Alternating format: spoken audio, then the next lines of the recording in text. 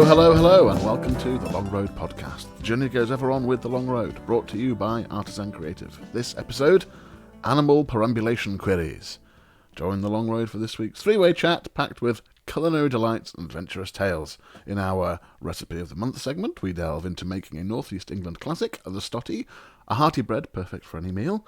Steve continues his deep dive into the Vagabond Way, sharing new insights and stories. Kev enters another exciting phase of his Camino journey, bringing fresh experiences and reflections from the trail. Meanwhile, the Bishop takes on the challenge of recreating the perfect malted milk biscuit, a nostalgic favourite. The Long Road Podcast, where authenticity meets adventure. Join Steve Bonham, Kev Moore and me, Chris the Bishop Lydon, from the renegade Americana band The Long Road, as we defy typecasts with our very own brand of quirkiness and rebellion, shaking off the stereotypes of sex, drugs and suffering. Get ready for ridiculous tales, offbeat musings and downright daft moments. Tune in for laughs, tunes and a rebellious spirit. Hop on the wild ride with The Long Road Podcast from Artisan Creative.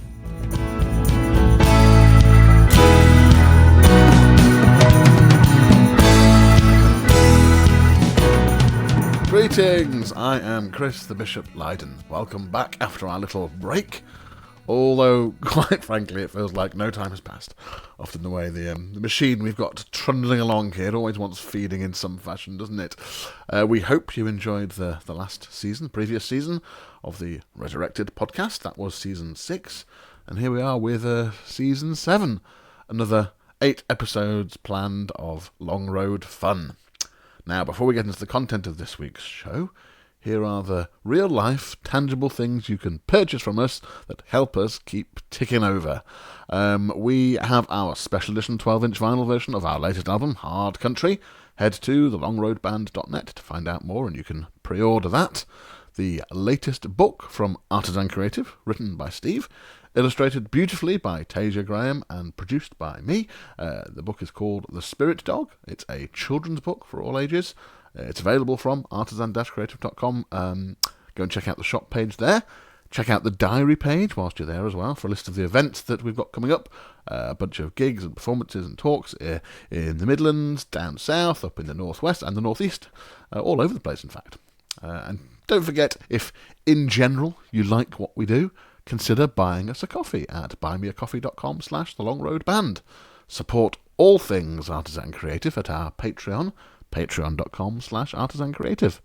So before we get on to the content proper of this week's show, here is the very latest track from the Long Road's catalogue. Literally freshly released today, hot off the press, right off the assembly line, just minted, storming out the gate, straight from the source, freshly baked, brand spanking new, newly hatched, right off the bat, just unveiled, fresh from the forge. And as the kids would say, we have just dropped it. Dropped it. This is from our Stumbling Over Eden project. It's a new song called Something Wild, Something Strong. It went down a storm.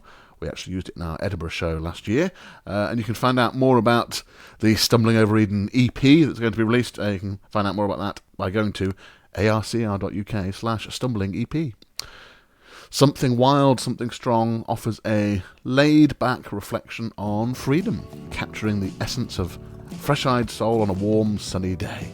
It's an anthem for those spontaneous moments of liberation, perfect for anyone looking to keep on keeping on. I walk along with my head on the ground and my feet in the clouds. 4 days in, I'm taking my time, I'm thinking out loud. Where are you now? Where did you go?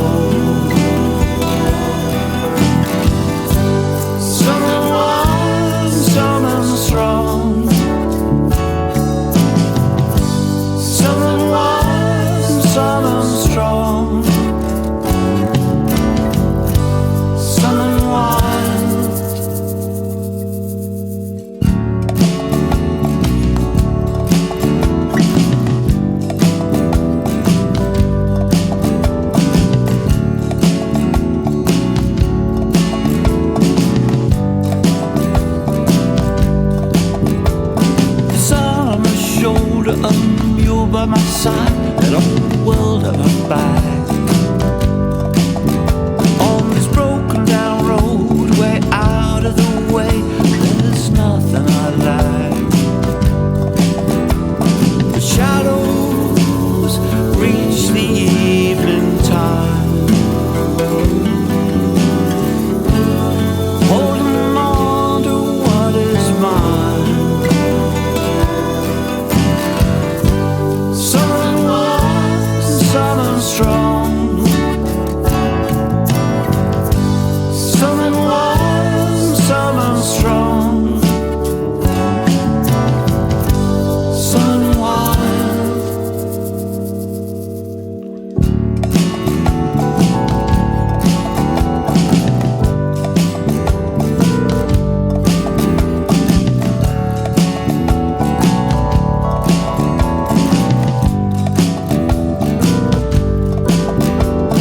Lost in the place between the now and the then, and the way things unfold. Keep on wondering about the things that I've done, the stories I told. Nothing there to make me stay. I will dream my dreams away on something wise and something strong, something wise and something strong, something wise and something strong.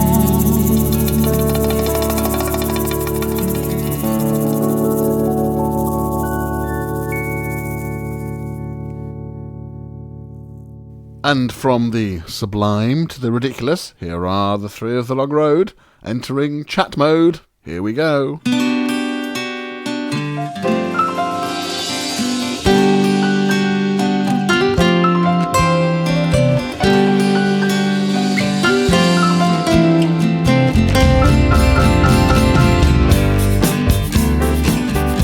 Here we are, the three of us together again for another of our nonsense chats. Now, this week's nonsense chat is going to be about is our recipe of the month, which Steve has chosen. But before we get to that, let's say hello to my compadres around the world. Hello, Steve. Hello, Bishop. Hello, Kev. Hello, Bish. How you doing? All right, thank you. Now, in a change to our previous structure, where I think we'd spent 75 episodes trying to scrape the barrel with a different language every week. Failing miserably, I think, several times because I'm sure Steve is Romanian 4 or 5 times in the end. But that's fine. So we're switching tack. We're gonna start each of these chats with a silly little quiz and just see what random facts the long road do or do not know. So here's the first true or false question. True or false? Cows can walk downstairs but not upstairs. True or false? False, I'd say. Kev's going false. I'm going true. I'm going true. Yes, for a bit of jeopardy. That is basically the requirement for a true and false. So apparently the answer is false. Cows can walk both up and downstairs, although they might find it difficult due to their size and limb structure. Okay. And there weren't any problems with the udders. It doesn't mention udders here, but you never know. I suppose it depends on the pitch of the stair as to whether the udder is in danger. You could have quite a lot of udder problems, I can't believe this is a conversation. I've got to share a story you might want to edit out, but I think it's a lovely story.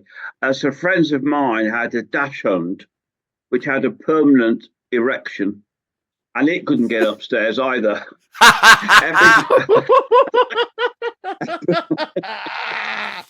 Oh dear! Every time we tried, it flipped over on his back. Wow. Oh, please don't edit that out. No, that is staying in. That's going to be the title. I was going to say it might even be the title. It might be the lone content with this episode. Actually, I might just. It's going to be a 90-second podcast. One true or false question and Steve's dog story. Goodbye. Another random question. True or false? The longest river in the world is the Amazon River. True or false? True, I'd say. False. Kev's going true. The answer is false. Oh. Apparently, the River Nile It's traditionally considered the longest river in the world. Ooh. I think when I was in primary school, there was contention. Yes, I vaguely recall the Nile being touted as the longest. Is it to do with like adding the tributaries or something, the blue and the white? Oh, it's hard. It's impossible to know, isn't it? There's no way we actually know the answer to that question, is there? No, really? No, I've not seen anybody paddling along with a tape measure bish. I refuse to accept. Yeah, I mean, how do you really define it? Anyway, there we go. We've broken the mold of our international hellos with a silly true or false question quiz that people at home can join in with for a few seconds there. Now, on to today's content. We are doing, whatever this segment's called, recipe of the month, cook along with the month, recipe of the day, whatever it is. So I'm going to hand over to Steve because this was Steve's choice. Steve, what have you made us do? The Stottie cake. The Stottie cake. That pearl of the northeast. Stottie cake. Stottie cake, yeah. I mean, my mother was a Geordie, so this was part of my childhood. It's very good if you don't want to move very much afterwards because it's particularly filling, unless you're actually building ships during the day, in which case you probably do burn it off. Explain to listeners at home if they don't know what a Stottie cake is. What is essentially a Stottie cake? Well, it's good. I was going to say, it's not that exciting. It's not like you've got huge creams. It's basically a white bread flat loaf with, I think it's maybe related to the Lancashire bottom muffin, but could well be related to that. But, it's certainly baked in the bottom of the oven, isn't it? It's baked in the bottom of the oven, and it's got a very thick crust, which makes it sturdy. Yeah. And it's important if for working people going to work with a sandwich or something, that the sandwich is sturdy, lest it be moulded and but broken in the back. And they're quite big. I mean, the ones we made were 30 centimeters across. Good grief. Yes, the recipe you sent around was quite voluminous, wasn't it? I only did half on your instruction. I went for the whole Stottie. Yeah, in fact, I manufactured 2. It is the usual size of them, 30 centimeters. That is the sort of recommended size of a Stottie. So it's funny. I don't think I'd ever come across a Stottie at all. Well, I used to eat them regularly in the breaks between sets in my gigs in the northeast. I would regularly go to the bar and buy a Stottie with ham and peas pudding in, and it was some snack, let me tell you. So I made mine this morning. Yeah. So and for the listeners at home, it's flour, salt, yeast, sugar, little bits, tiny little bits, a sort of a normal bread recipe, really. Yeah. And then white pepper, which was interesting. Yeah. And then milk and water combo. Yeah. So I suppose some people might call that a sort of even a slightly enriched dough with the milk component. It's leavened, but I mean, it's very doughy, isn't it? It's very reminiscent of dough. Yeah. And mine ended up, I mean, I don't know if I've done it right, but mine ended up I've got it here. That's looking pretty good. Well, let's have a look, but it's very dense. Yeah. It's like, it's almost, I mean, and I'm not saying I've done it right, but it's because you only prove it once, though, isn't it? That's helps with the density. I don't know. I mean, I'm trying to work out what mine is like. There's a softness inside, but it's really dense. Yeah. And is the idea that is it supposed to end up tall enough to split it and you put something inside? Yes, that is. It's about. Yeah. It's about. No point in me showing you because this is a recording. Yes. 2 inches. Yeah. And so mine's only half an inch tall. Did you go for the full? The thing about them, and I was up at 6 o'clock on Saturday morning making the things, the beeps. I mean, it's a good 15-minute knead. It needs. It's quite hard work. That's why traditionally Geordie women have big, strong arms. Because you need to be kneading that dough for and it is heavy going. I mean, I had to lie down afterwards.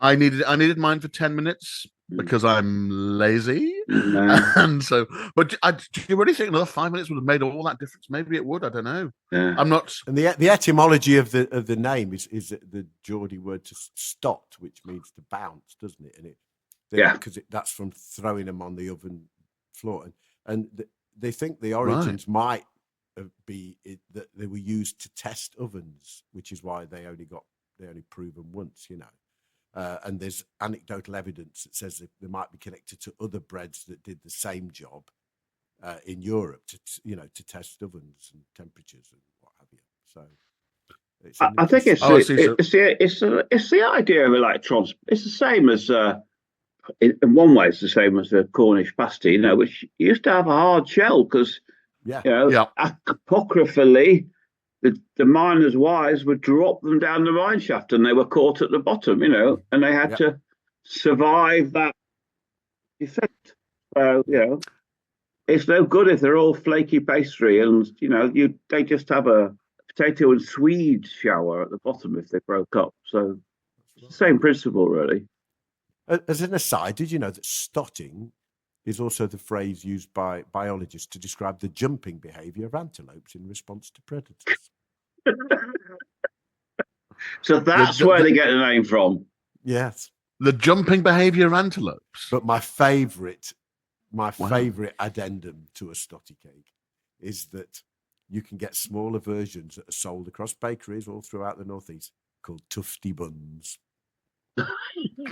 Not only is that a great name for a bread, it's also a lovely compliment, perhaps, to somebody. Nice tufty buns. I'm just stepping sideways round some probably inappropriate jokes. It gets worse. There's another version of it called the fadgy. Wow. But it's a great old thing. It's very local. You wouldn't. I always wonder where Greg's, because Greg's is clearly trying to take over the world. Whether he may have secret plans for like a nationwide launch of them. I thought it was interesting that you had to. What was the instruction? To prod your finger through the middle. Yes. I wonder why in particular. I wonder what that's what the history of the thumbprint in the middle of it was for. Aesthetics. Yeah. And the fork pricking. Oh, the fork pricking. If you'll pardon the expression. It adds to the look of it, doesn't it? It does. I might try them again and see if it was a kneading thing that left mine rather. It is quite. Yours is quite shallow. Yeah, I know. They're definitely they are meant traditionally. They're meant to taste quite mouth heavy, aren't they? They are. They're filling. I mean, it tastes quite nice, but I'd be hard pushed to split this and put a filling in because when I was thinking yesterday, because I vaguely must have been Steve said, you might put some bacon or sausages or something. That's it. Yeah. And I thought, well, that's so nice. So I had some sausages last night. I thought, I've got some spares. I'll make the stotties in the morning, and then for lunch I can have a stotty sausage sandwich or whatever. A sausage stotty. That's quite hard to say. Sausage sandwich, yeah. Stotty sausage. But because it's so narrow, I'm not sure I'd be able to actually cut it. It's almost like a thick pita bread I've made here. Yeah. It's quite tasty, but I'm not sure it's authentic. Oh well, I think it was a good go, wasn't it? Good go, yes. I'm very pleased to be introduced to new bread products. Do we score the recipes or do we not score the recipes? Oh, we scored the recipes. We score the recipes, yes. So, okay, so we've all made our stotties. Let's see what we give our stotties out of 10. Steve, what score would you? I think only because I've got to justify being up so early in the morning for hard labour. I've got to give it an 8. Yeah. Okay, 8. Good. Well, Kev, what about yours? I'd probably give mine quite a low score. Actually, I'd probably say about 2. Because I sort of had to make mine on the fly, as it were. So yeah, not quite tricky without an oven, isn't it? Yeah, not quite tricky without an oven. Yeah, but not a great success from my end this week. Yeah, and I mean, mine taste all right, but I don't feel like they've done them justice. So I'd give myself my own version, something like a 4 or a 5. Right. But I could see how if it did rise up, it could be an interesting thing. So I think I'll give them another crack.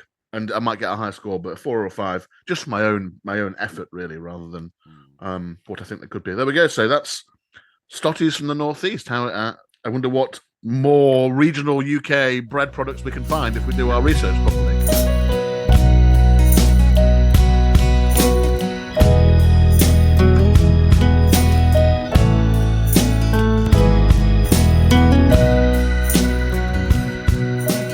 The Vagabond Way. Taking the unbeaten path, travelling light.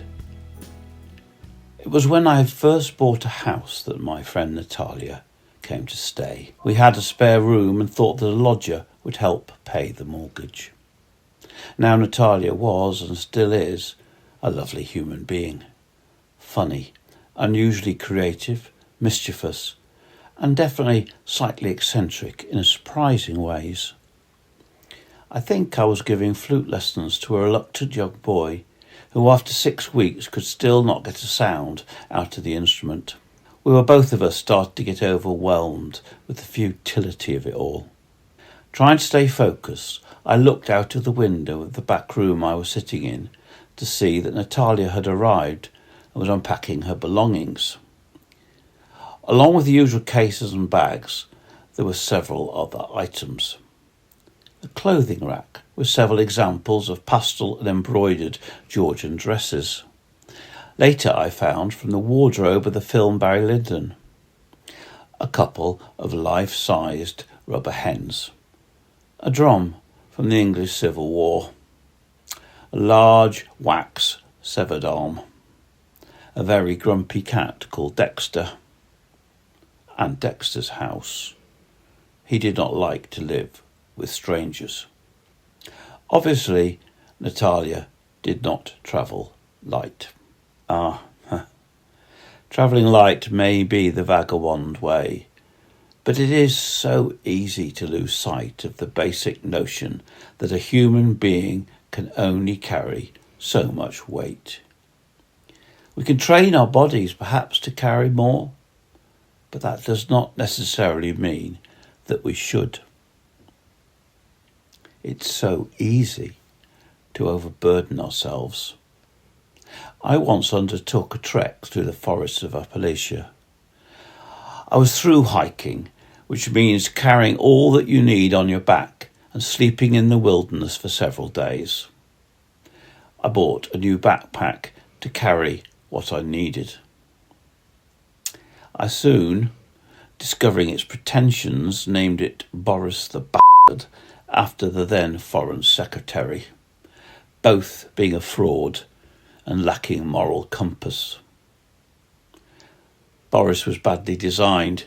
I am of a decent height, but the chest strap would often work its way to throttle me in my neck, and the space the water carrier was at the far outside the pack, increasing the leverage effect, and occasionally, if I stumbled, removing my feet from the ground. But although it was a shoddy and superficial character, the real problem was what I put in it. Now, Boris wasn't packed with random inspiration. Natalia was not a consultant on this project. There was no feather boa, no cocktail shaker, and certainly no cigars. Everything I'd packed made sense. The spare batteries, the bare pepper spray, the GPS, the medical kit, the survival blanket, the compass, the parachute cord, the fire lighting kit, the solar charger, and the spot emergency rescue signalling device, etc., etc.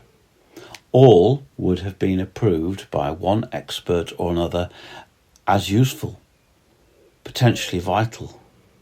But here, the combined weight of the above and the totally obvious stuff that also need to be carried, such as a tent, a sleeping bag, a burner, a water filter, etc., made progress a never-ending struggle. So all useful, but too much. The life lesson is, if you can find you're carrying too much, don't get a bigger case.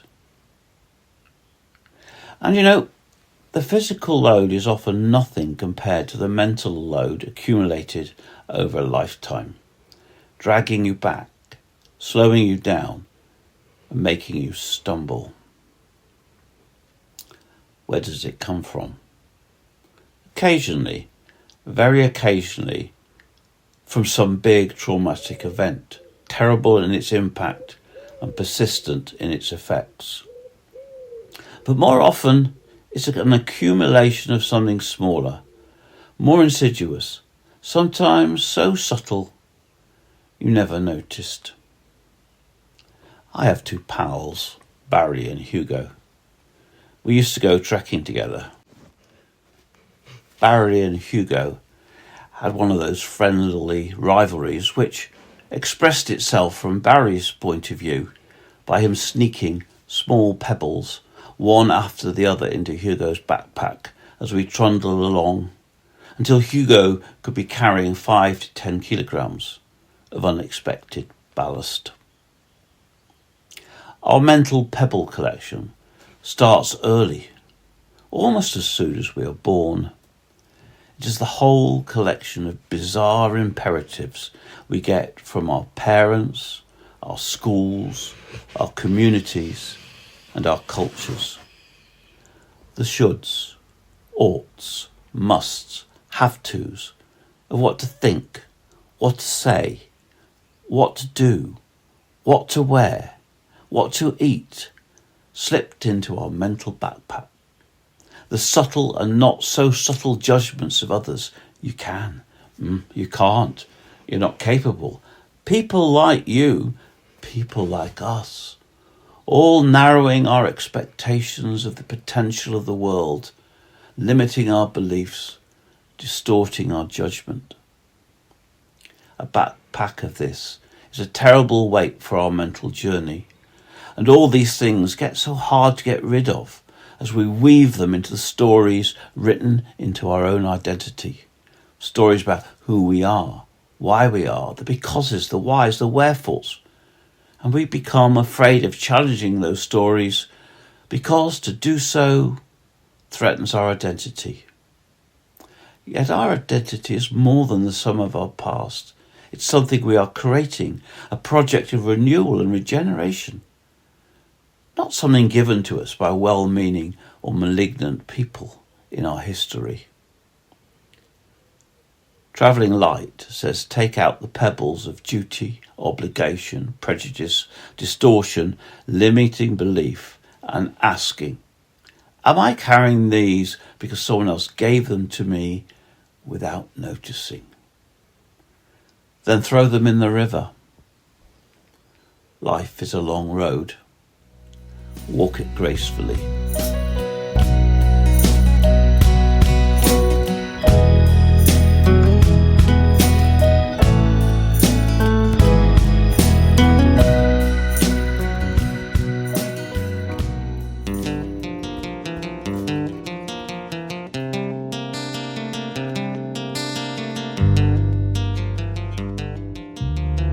Welcome back to my Camino adventures, dear listeners.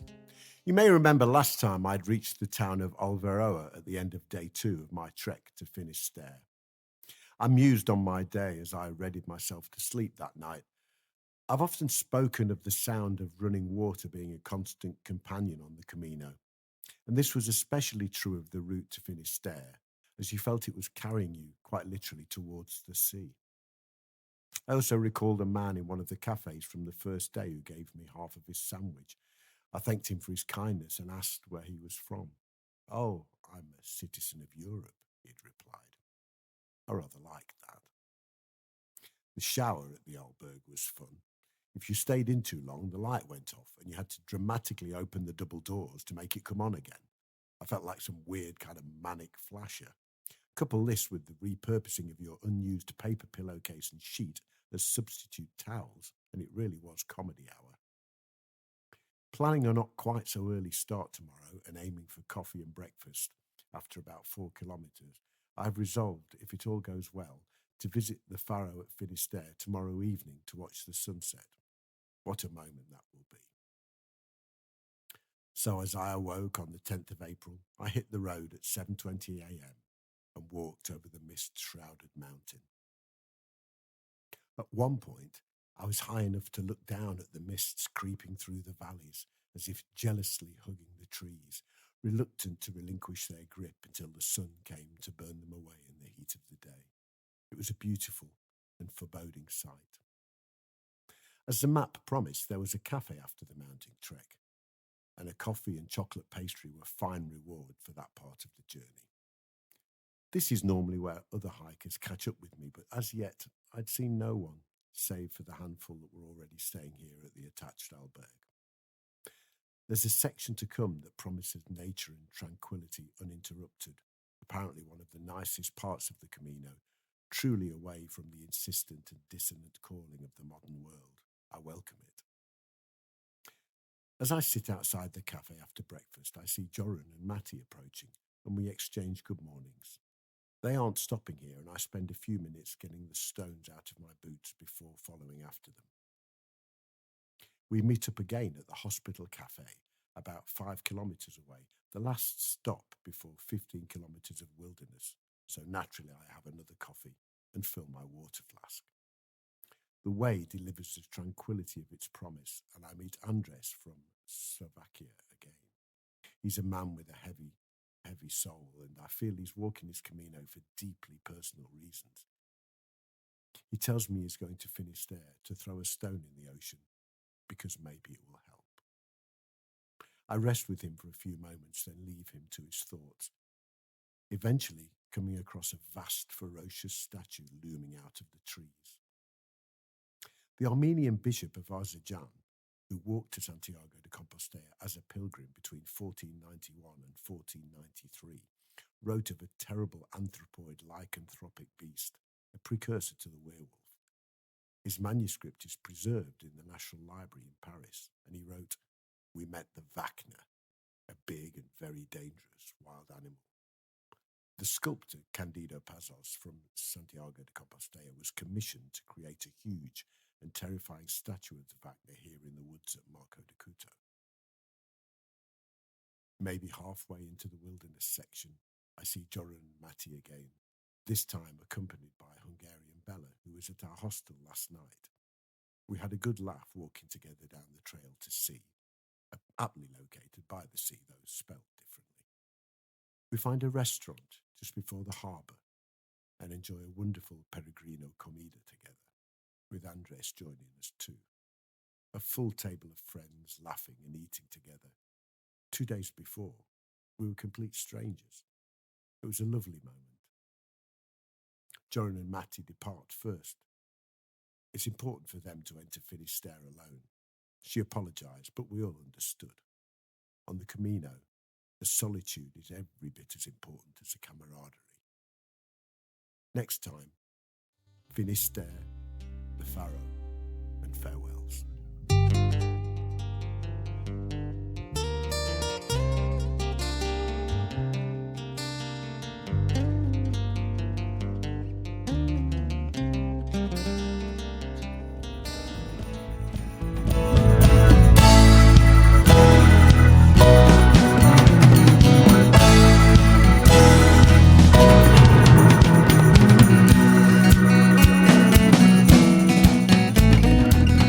Bishop's Daily Bread, well, it could really be renamed the Bishop's Daily Pudding or the Bishop's Daily Biscuit, considering how often I'm actually covering bread compared to puddings or biscuits. But there we are.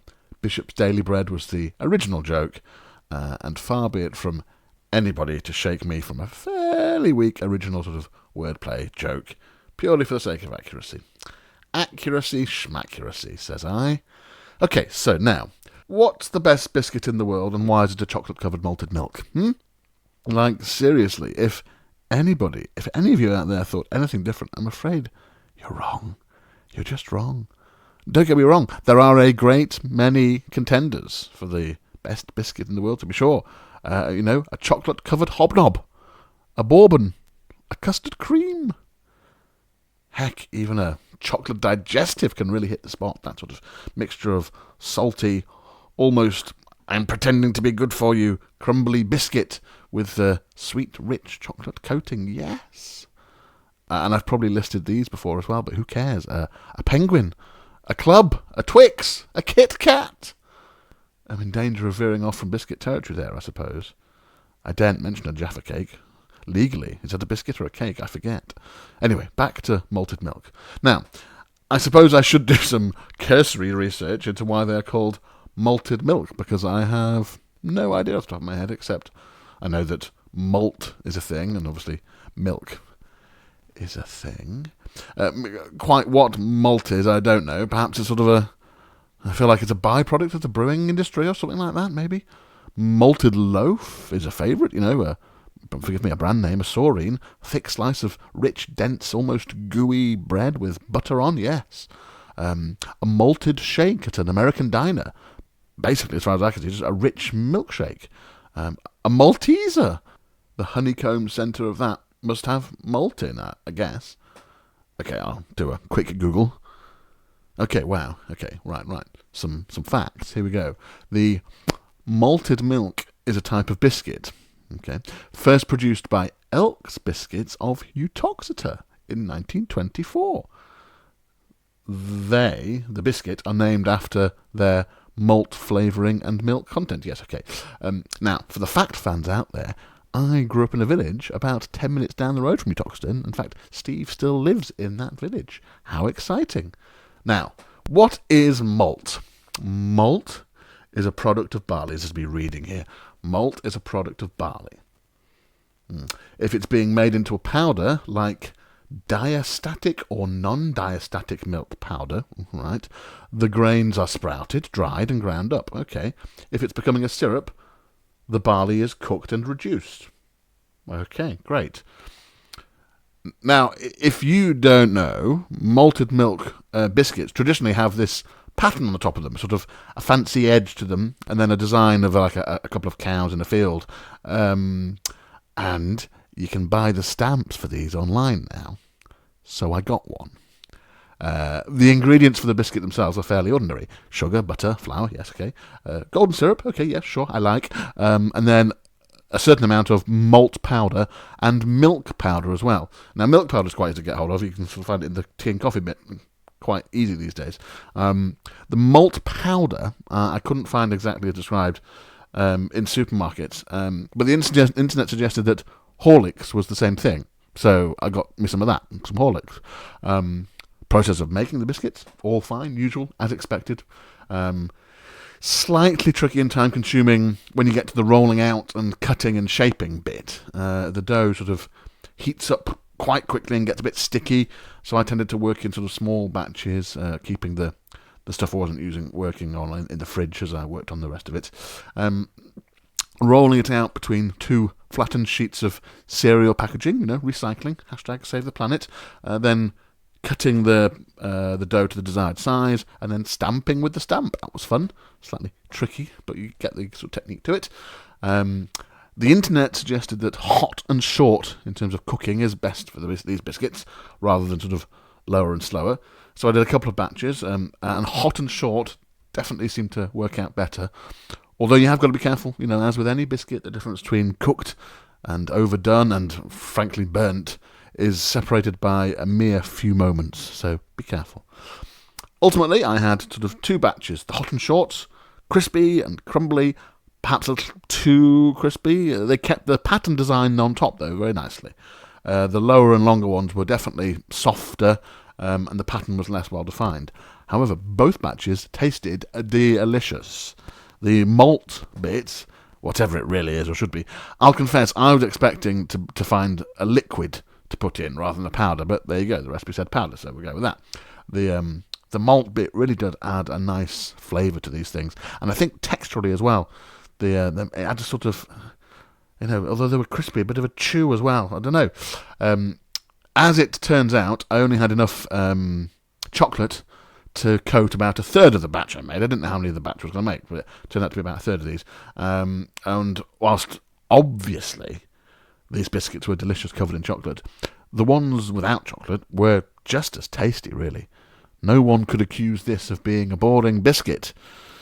Now, next time, if I could get the balance of the heat/time in the oven just right, I'd have a very happy method for consistently recreating a malted milk a la supermarché. Go on, give them a go.